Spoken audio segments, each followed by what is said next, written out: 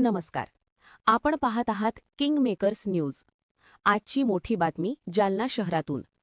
जालना शहर महानगरपालिकाच्या सर्वसाधारण सभांचे कामकाज आता थेट प्रक्षेपणातून सार्वजनिक करावे अशी जोरदार मागणी करण्यात आली आहे.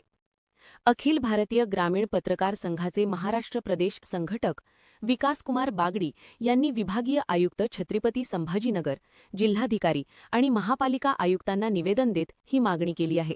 त्यांच्या निवेदनात स्पष्टपणे नमूद करण्यात आले आहे की महाराष्ट्र शासनाच्या दिनांक 20 मे 2022च्या परिपत्रकानुसार तसेच महाराष्ट्र नगर परिषद, नगर पंचायत व औद्योगिक नागरी अधिनियम 1965 मधील कलम 81(12) नुसार महानगरपालिकेच्या प्रत्येक सभेचे कार्यवृत्त नागरिकांसाठी खुले ठेवणे बंधनकारक आहे.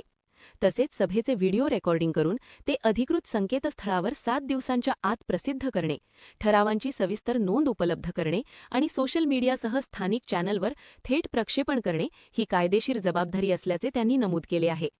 यासोबतच सभेमध्ये निवडून आलेल्या महिला नगरसेविका स्वतः उपस्थित राहाव्यात.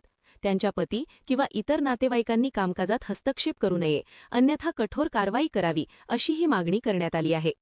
जर शासन परिपत्रकाचे पालन झाले नाही तर संबंधित अधिकारी व पदाधिकाऱ्यांविरुद्ध कायदेशीर कारवाई, विभागीय चौकशी आणि फौजदारी तक्रार दाखल करण्यात येईल असा इशाराही देण्यात आला आहे. जालना शहरातील पारदर्शक कारभारासाठी ही मागणी कितपत प्रभावी ठरणार? महापालिका प्रशासन यावर काय भूमिका घेणार? या सर्व घडामोडींवर आमचे लक्ष राहील. सध्या इतकेच. पाहत रहा किंग मेकर्स न्यूज.